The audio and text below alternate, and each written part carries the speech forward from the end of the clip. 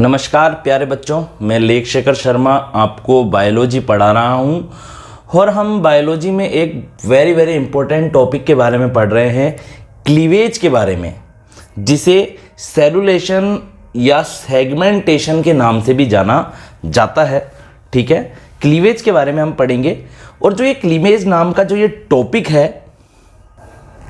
ये 12th biology CBSE, RBSE और BSc और MSc में एक पेपर चलता है डेवलपमेंटल बायोलॉजी, उसमें क्लीवेज टॉपिक वेरी इंपॉर्टेंट है। क्लीवेज का मतलब होता है विदलन। देखिए क्या होता है इसके अंदर, आप समझिए। देखिए, हम पढ़ रहे हैं क्लीवेज के बारे में, जिसे सेलुलेशन या सेगमेंटेशन भी कहते हैं। हिंदी में इसे विदलन के नाम से जाना जाता है। यहां पर देखिए, एक मेल आपको दिखाई दे रहा है और एक फीमेल दिखाई दे रही है। मेल के अंदर मेल गैमेट्स स्पर्म का प्रोडक्शन हुआ है, यहाँ पर स्पर्म बने हैं इसमें मेल के अंदर। ठीक है, और फीमेल के अंदर क्या बने हैं? ओवम बने हैं। क्या बने हैं? ओवम या ओवा बने हैं। ठीक है, फिर उसके बाद में क्या होता है? फर्टिलाइजेशन के द्वारा। देखिए, इससे पहले मैं सारे वीडियो डाल चुका हूं, मैं ये भी डाल चुका हूं कि गैमेटोजेनेसिस किस प्रकार से हो रहा है, मतलब ये स्पर्म और ओवम किस प्रकार से बन रहे हैं। गैमेटोजेनेसिस के प्रोसेस द्वारा बनते हैं ये। ठीक है, स्पर्मेटोजेनेसिस द्वारा स्पर्म बनता है और oogenesis द्वारा क्या बनता है? ओवा बनता है। अब उसके बाद में क्या हो जाता है? चलो, बन गए दोनों। उसके बाद में दोनों के अंदर क्या होगा? फर्टिलाइजेशन होगा, जिसे फ्यूजन भी कह सकते हैं। क्या कह सकते हैं? कि फर्टिलाइजेशन की प्रोसेस द्वारा स्पर्म और ओवा के बीच में फ्यूजन हो जाता है, जिससे एक जाइगोट बन जाता है। और जाइगोट क्या है? फर्टिलाइज्ड एग है। निषेचित अंडे को ही क्या बोलते हैं? जाइगोट कहते हैं। ठीक है, सबसे पहले देखिए इधर आप, the term cleavage was given by von Baer. सबसे पहले जो ये विदलन नाम है ना, जो सबसे पहले जो क्लीवेज जो नेम है, मतलब जो विदलन नाम है, वो किसके द्वारा दिया गया था? वॉन बियर के द्वारा दिया गया था। ये तो रीट का क्वेश्चन भी हो गया कि क्लीवेज वर्ड या विदलन शब्द सबसे पहले किसने बताया था? वॉन बियर ने बताया था। ठीक है, देखिए मैं आपके लिए रोज तरह तरह के ऐसे ही वीडियो लेकर आता रहूंगा और मैं इस पे BSc MSc सबका ही डालूंगा, जूलॉजी का सिलेबस। इसलिए आप चैनल को सब्सक्राइब कीजिए और वीडियो को पूरा अंत तक देखिए। देखिए ध्यानपूर्वक, पहले हम एक बार पूरी रीडिंग लगा लेते हैं इसकी। इन फर्टिलाइज्ड एग और activated egg, the egg undergoes repeated cell divisions which occur rapidly, producing a multicellular structure without changing its size. All these rapid mitotic cell divisions are collectively called cleavage और segmentation।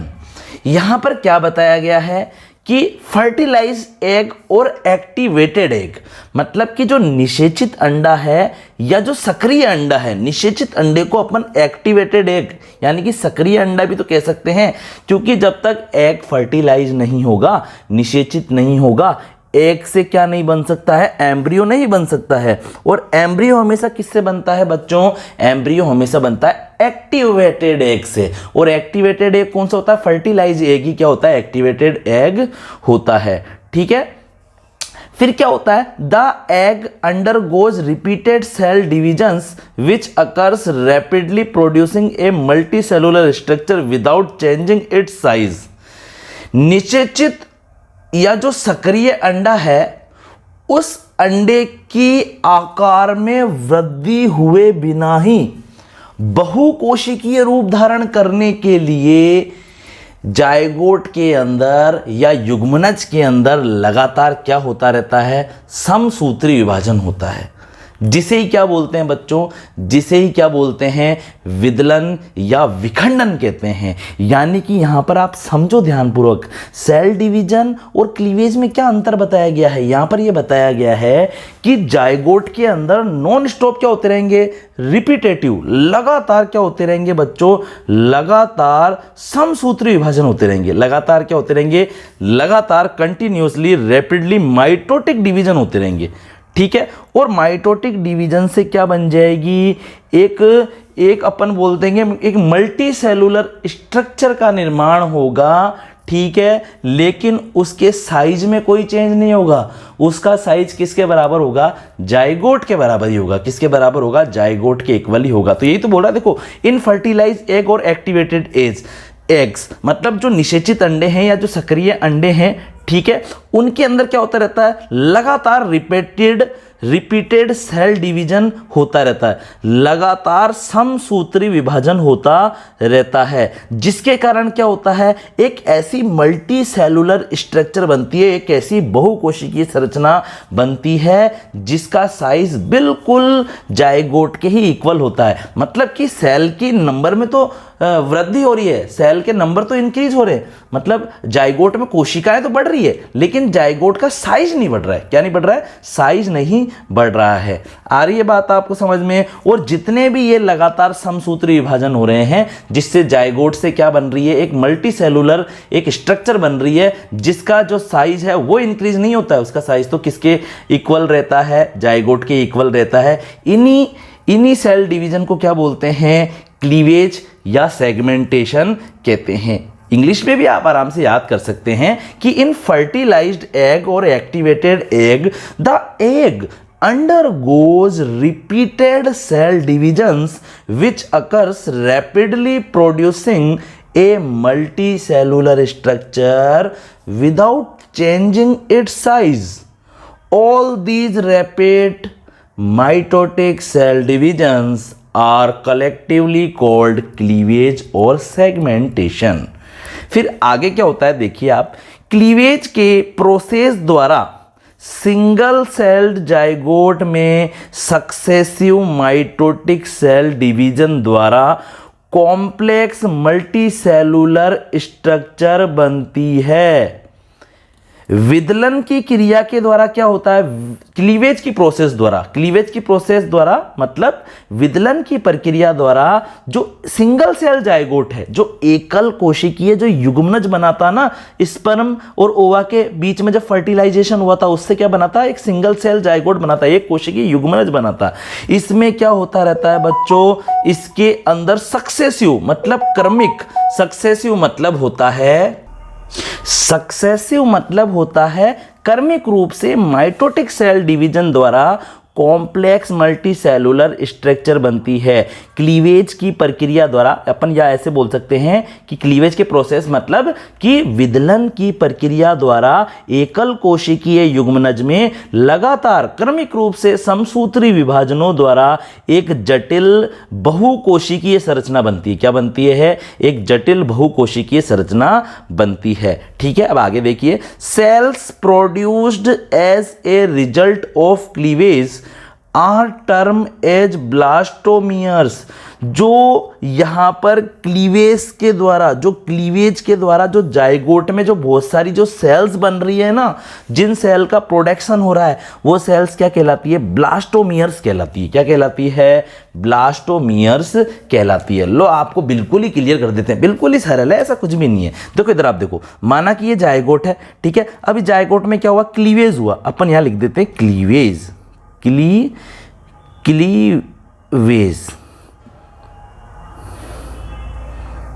Cleavage छोटा छोटा लिख रहा हूं मैं, समझ जाना, ठीक है ना। अब इसके अंदर क्या होगा? देखो, सेल डिवीजन हुआ, लेकिन आप देखो इसका साइज इसके बराबर ही है ना। अब और सेल डिवीजन हुआ आगे,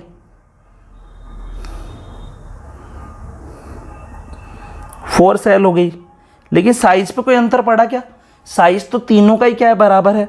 फिर 8 सेल हो गई अंदर,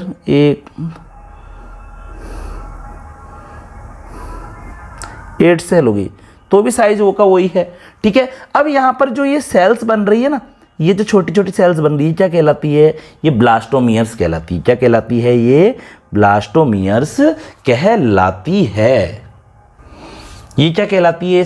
ये सेल कहलाती है ब्लास्टोमियर्स, ठीक है। तो क्लीवेज द्वारा जो प्रोड्यूस सेल होती है उसे ब्लास्टोमियर कहते हैं। क्लीवेज के द्वारा जाइगोट में जो नई सेल्स बनी है वो ब्लास्टोमियर कहलाती है। विदलन के द्वारा जो युग्मनज में जो नई कोशिकाएं बनी है वो कोरक खंड कहलाती है। ब्लास्टोमियर को इंग्लिश में क्या कहेंगे, हिंदी में क्या कहेंगे, कोरक खंड कहेंगे।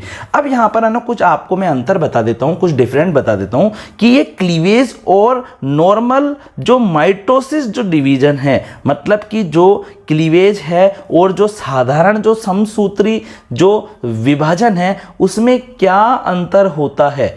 अब हम देखेंगे क्लीवेज और नॉर्मल माइटोसिस जो डिवीजन होता है उसके अंदर क्या अंतर पाया जा रहा है। ठीक है, तो इधर आप देखिए ध्यानपूर्वक, newly formed cell are known as blastomere. जो क्लीवेज के द्वारा जो नई सेल बनती है ना वो क्या कहलाती है, ब्लास्टोमियर कहलाती है, कोरक खंड कहलाती है। ठीक है, यहां पर आप देखिए जो ये जाइगोट के अंदर क्लीवेज हुआ, ठीक है, और क्लीवेज के द्वारा जो ये 2 सेल बनी, फिर 2 से 4, फिर 4 से 8 सेल बनी ना, ये सेल क्या कहलाएगी बच्चों, ये सेल डॉटर सेल ना कहलाकर क्या कहलाएगी, ये कहलाएगी ब्लास्टोमियर, मतलब कोरक खंड। जबकि नॉर्मल माइटोसिस के अंदर जो नई सेल बनती है उसे क्या बोलते हैं, डॉटर सेल या पुत्री कोशिकाएं कहते हैं। Newly formed cell are known as daughter cell. यहां पर जो साधारण समसूत्री विभाजन है उसमें बनने वाली कोशिकाएं, उसमें बनने वाली नई कोशिकाएं क्या कहलाती है, पुत्री कोशिकाएं कहलाती है। जबकि क्लीवेज के द्वारा बनने वाली नई कोशिकाएं क्या कहलाती है, कोरक खंड कहलाती है। ठीक है, और देखिए आप ध्यानपूर्वक, interphase is short only S phase is present. यहां पर आप समझिए ध्यानपूर्वक आप समझिए। देखिए जब भी किसी सेल का डिवीजन होता है ना तो उसमें बहुत सी स्टेजें पाई जाती है। सेल का डिवीजन होता है एक साइकिल के रूप में, जिसे सेल साइकिल बोलते हैं। क्या बोलते हैं, जिसे कोशिका चक्र कहते हैं। और उस कोशिका चक्र के अंदर बहुत सी प्रावस्थाएं पाई जाती है। ठीक है, सबसे पहले कौन सी होती है बच्चों, सबसे पहले होती है प्रोफेज होती है, फिर मेटाफेज होती है, फिर एनाफेज, बहुत सारी मतलब ऐसे फेज पाई जाती है। तो इधर आप देखिए, ध्यानपूर्वक देखिए, जो क्लीवेज के अंदर जो जाइगोट है ना, जो जाइगोट है और उसमें जो सेल डिवीजन हो रहा है वो किस प्रकार से हो रहा है, यहां पर इंटरफेज में, मतलब अंतरा अवस्था के अंदर केवल एस फेज ही पाई जाती है। यहां पर क्लीवेज के अंदर क्या बोल रहा है, क्लीवेज के अंदर जो सेल्स है उस सेल्स के अंदर जो सेल साइकिल चल रहा है, जो विभाजन का जो चक्र चल रहा है, और उसकी जो इंटरफेज है, इंटरफेज बहुत छोटी होती है। क्या होती है बच्चों, क्लीवेज की इंटरफेज बहुत छोटी होती है और इंटरफेज में केवल एस फेज ही पाई जाती है, मतलब सिंथेसिस अवस्था ही पाई जाती है, संश्लेषण की अवस्था ही पाई जाती है, जिस दौरान कुछ पदार्थों का संश्लेषण होता रहता है। जबकि जो नॉर्मल माइटोसिस जो डिवीजन है, जो सामान्य समसूत्री विभाजन है, उसमें इंटरफेज बहुत लंबी होती है। और इसमें बच्चों growth phase first, synthesis phase और ग्रोथ फेज सेकंड, अर्थात G1, S और G2 फेज तीनों की तीनों ही पाई जाती है। ठीक है, और सुनिए आप ध्यानपूर्वक, 3rd नंबर क्लीवेज के बारे में, कैरियोप्लाज्मिक इंडेक्स इंक्रीज होता है। क्या होता है यहां पर, कोशिका द्रव्य और केंद्रक का जो अनुपात है उसका मान बढ़ता जाता है। कैरियोप्लाज्मिक इंडेक्स का मतलब क्या है, केंद्रक कोशिका द्रव्य अनुपात। कैरियोप्लाज्मिक, देखो कैरियो मतलब केंद्रक, प्लाज्मिक मतलब कोशिका द्रव्य और इंडेक्स मतलब अनुपात। तो कैरियोप्लाज्मिक इंडेक्स इंक्रीज होता जाता है, मतलब कि केंद्रक कोशिका द्रव्य का अनुपात बढ़ता जाता है। जबकि सामान्य समसूत्री विभाजन या नॉर्मल माइटोसिस के अंदर कैरियोप्लाज्मिक इंडेक्स क्या होता है, रिमेन कांस्टेंट बना रहता है। जो केंद्रक कोशिका द्रव्य का अनुपात का जो मान है वो स्थिर बना रहता है। ठीक है, फिर अपन आप देखेंगे ये मतलब जो ये क्लीवेज है इसके क्लासिफिकेशन के बारे में देखेंगे। क्लासिफिकेशन ऑफ क्लीवेज, मतलब कि क्लीवेज होता कितने प्रकार का है, क्लीवेज के वर्गीकरण के बारे में अब हम पढ़ेंगे।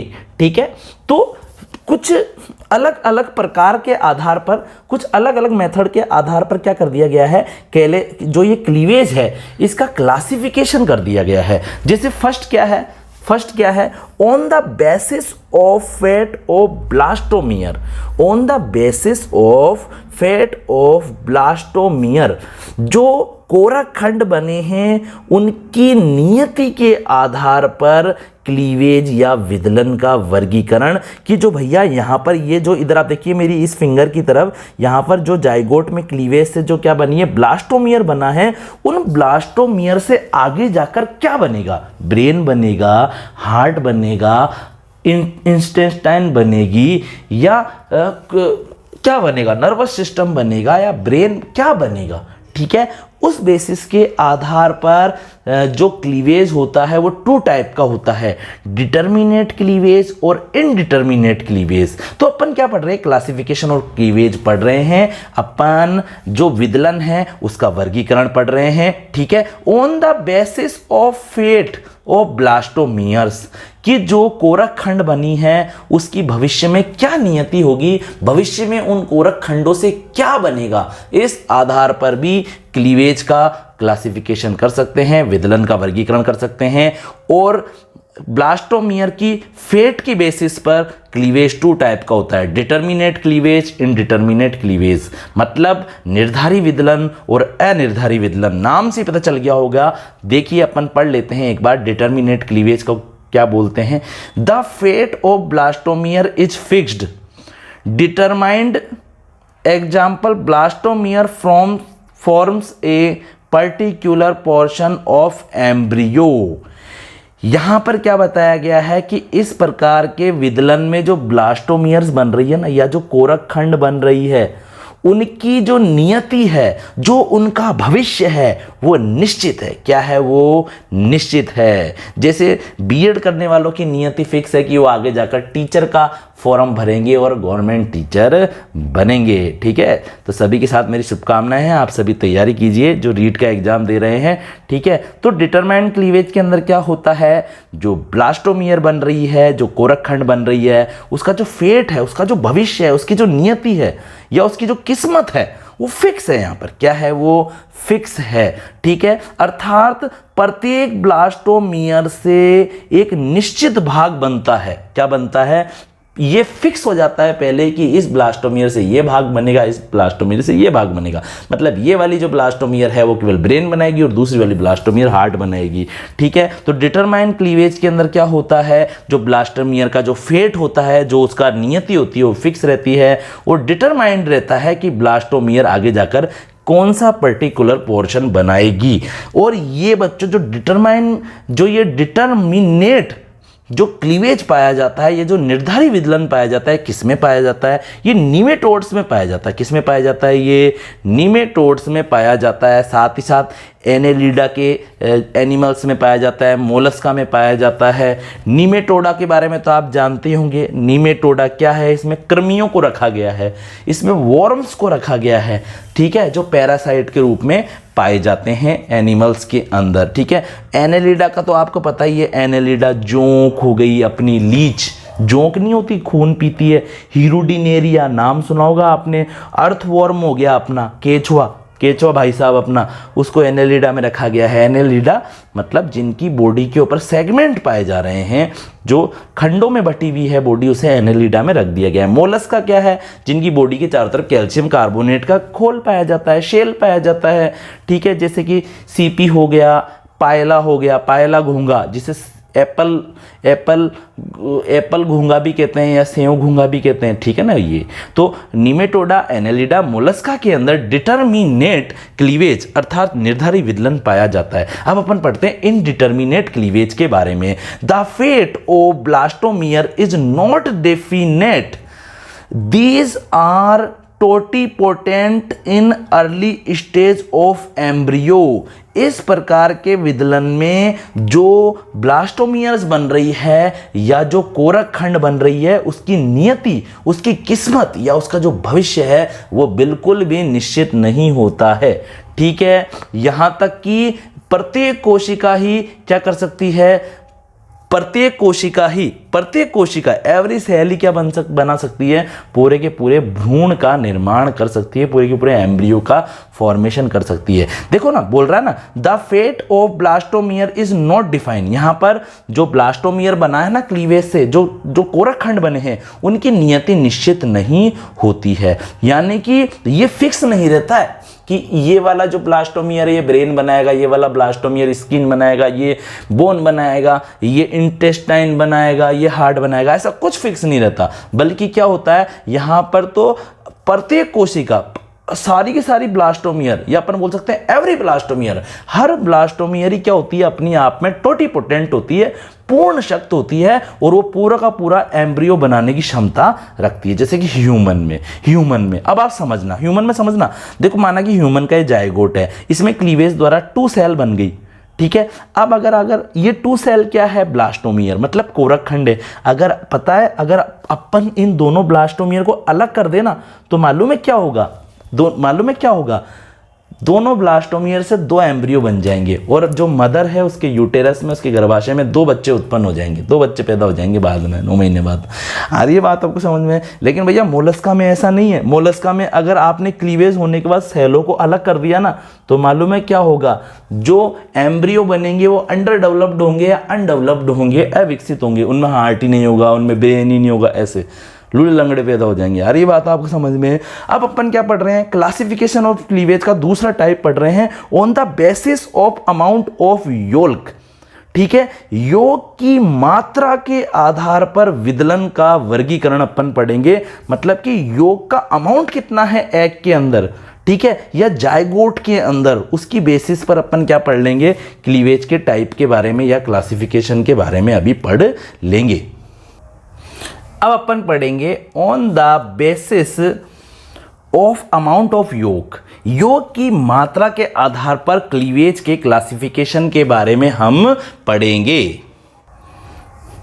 A scientist named Balfour gave a law, एक वैज्ञानिक है बेल्फोर, क्या नाम है उनका नाम, बेल्फोर। उन्होंने क्या दिया, एक नियम दिया। क्या नियम दिया, देखिए आगे ध्यानपूर्वक। According to him rate of cleavage is inversely proportional to amount of yolk present in the egg. A scientist named Balfour gave a law. According to him, rate of cleavage is inversely proportional to amount of yolk present in the egg.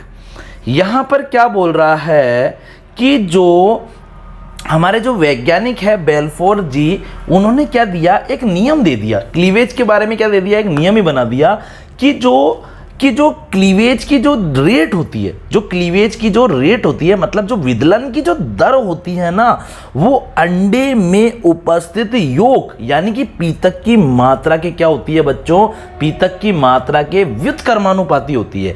अंडे में अगर योग का amount increase होगा तो cleavage क्या होगा, decrease होगा।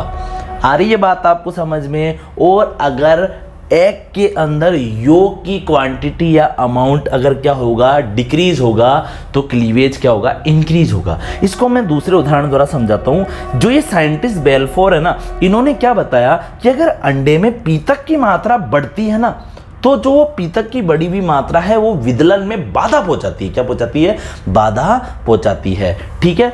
और अगर किसी अंडे में पीतक की मात्रा कम है तो विदलन के दौरान बाधा कम उत्पन्न होती है। तो बेल्फोर नामक वैज्ञानिक ने एक नियम दिया कि विदलन की दर अंडे में उपस्थित योग की मात्रा, अंडे में उपस्थित योग नहीं, योग कह रहे हैं हम, योग, ठीक है, योग की मात्रा के व्युत्क्रमानुपाती होती है। अंडे में विदलन की दर अंडे में उपस्थित योग की मात्रा के व्युत्क्रमानुपाती होती है, ठीक है। The yolk present in egg disturb the rate of cleavage. अंडे में पाया जाने वाला योग या अंडे में उपस्थित जो योग होता है या जो पीतक होता है, जो पीला पीला सा पदार्थ भरा रहता है ना, वो क्या पहुंचाता है, क्लीवेज को डिस्टर्ब करता है, विदलन में क्या पहुंचाता है, बाधा पहुंच जाता है, ठीक है। देखिए, the rate of cleavage is slow in that part of egg in which of yolk is more and the rate of cleavage is faster in the portion of egg in which yolk is lesser amount. अंडे के जिस भाग में योक की मात्रा ज्यादा होती है, योक इज मोर होता है, उस पार्ट के अंदर क्लीवेज क्या होता है बच्चों? क्लीवेज की जो रेट होती है या जो विदलन की जो दर होती है वो धीमी होती है। अंडे के जिस भाग के अंदर पीतक की मात्रा ज़्यादा होती है, योक की मात्रा ज़्यादा होती है, वहाँ विदलन की दर धीमी होती है।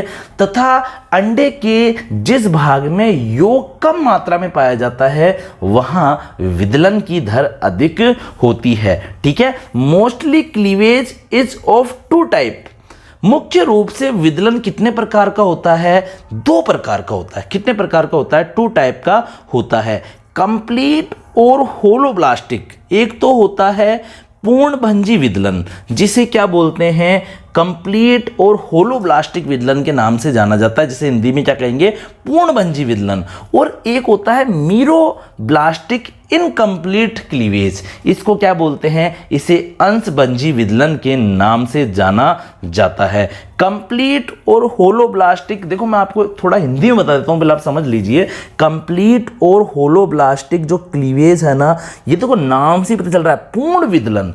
यहां पर जो जायगोट है ना, और जिस जायगोट में जो विदलन की जो रेखा है ये बिल्कुल आर पार गुजर जाती है, और यहां पर बिल्कुल 2 सेल बिल्कुल ही अलग अलग डिवाइड हो जाती है। बिल्कुल ही देखिए यहाँ पर विदलन खाच आर पार जा चुकी है, क्योंकि यहाँ पर जिन अंडों के अंदर ये पूर्णभंजी विदलन होता है ना, उन अंडों में पीतक की मात्रा बिल्कुल होती ही नहीं है। अपीत के अंडे होते हैं, कम मात्रा पाई जाती है पीतक की, जिसके कारण क्या होता है? यहाँ पर क्लीवेज में बिल्कुल भी बाधा उत्पन्न नहीं होती है और ठीक प्रकार से क्लीवेज हो जाता है। लेकिन मीरोब्लास्टिक और इनकम्प्लीट जो क्लीवेज है या जो विदलन है, किस प्रकार की एग में होता है, किस प्रकार के अंडों में होता है? जिन अंडों के अंदर पीतक क्या पाया जाता है? अधिक मात्रा में पाया जाता है। तो पीतक क्या पहुंचाता है बच्चों? पीतक क्लीवेज के अंदर बाधा पहुंचाता है। देखो समझना, देखो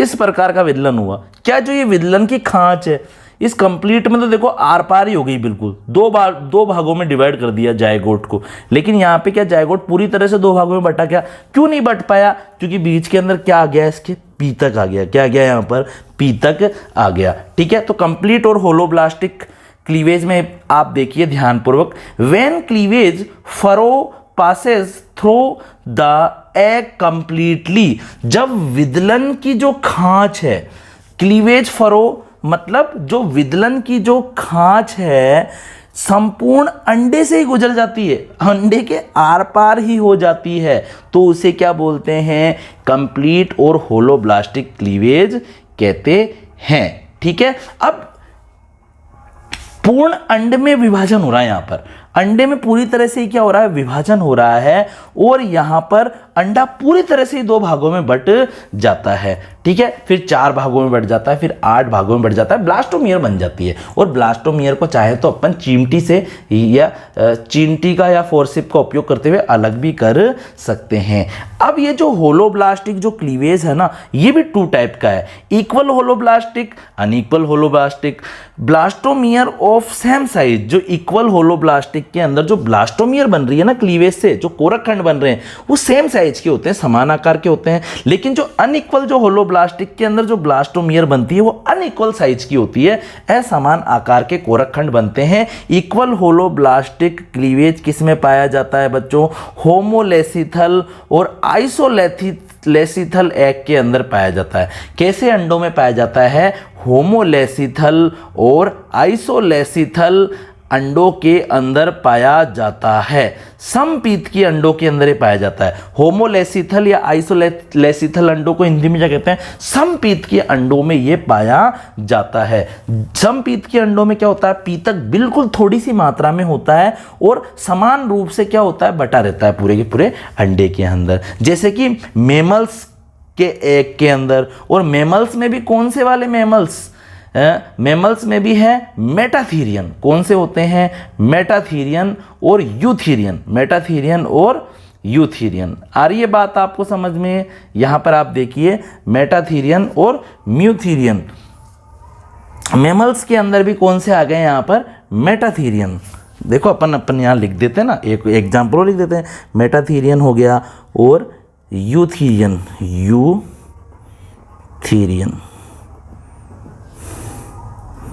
ये मेटाथीरियन और यूथीरियन क्या है, मेटाथीरियन और यूथीरियन दोनों के दोनों ही क्या है, बच्चों को जन्म देने वाले स्तनधारी है, और दोनों के ही अंडों में कैसा क्लीवेज पाया जाता है, इक्वल होलोब्लास्टिक क्लीवेज पाया जाता है। अनइक्वल होलोब्लास्टिक क्लीवेज के अंदर जो ब्लास्टोमियर जो कोरखंड बन रही है वो असमान आकार की होती है, अनइक्वल साइज की होती है, और ये किस में पाया जाता है, ये पाया जाता है मीजोलेसिथल एग्स के अंदर, जैसे कि ह्यूमन के अंडे में। किसमें पाया जाता है, मीजोलेसिथल एग, अर्थात ह्यूमन के अंडों में ये पाया जाता है। अब हम देखेंगे मीरोब्लास्टिक या इनकम्प्लीट क्लीवेज क्या है। Cleavage does not occur in the part of egg where yolk is present. Yolk वाले भाग में विदलन नहीं होता है। विदलन केवल किस में होता है, विदलन केवल, देखो cleavage occurs only in cytoplasmic part. जो बच्चों कुछ एग ऐसे होते हैं जिसमें पीतक बहुत ज़्यादा होता है, तो क्या होता है, जहाँ पर पीतक है ना बीच वाला भाग, ये बीच वाला, यहाँ पर क्लीवेज नहीं हो पाएगा। विदलन की जो खांच है वो पूरी तरह से अंडे के आर पार नहीं जा पाएगी, क्योंकि बीच में क्या आ जाएगा, बाधा।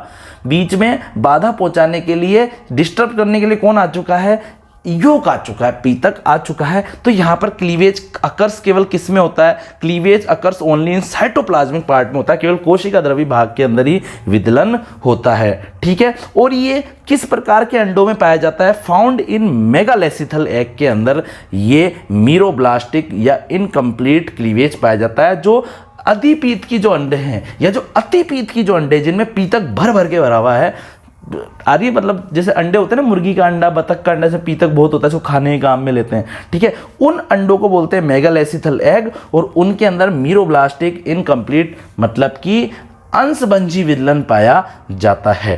ठीक है, और ये भी 2 टाइप का है। कितने टाइप का है, ये भी 2 टाइप का है, डिस्कोइडल मीरोब्लास्टिक क्लीवेज और सरफेशियल मीरोब्लास्टिक क्लीवेज।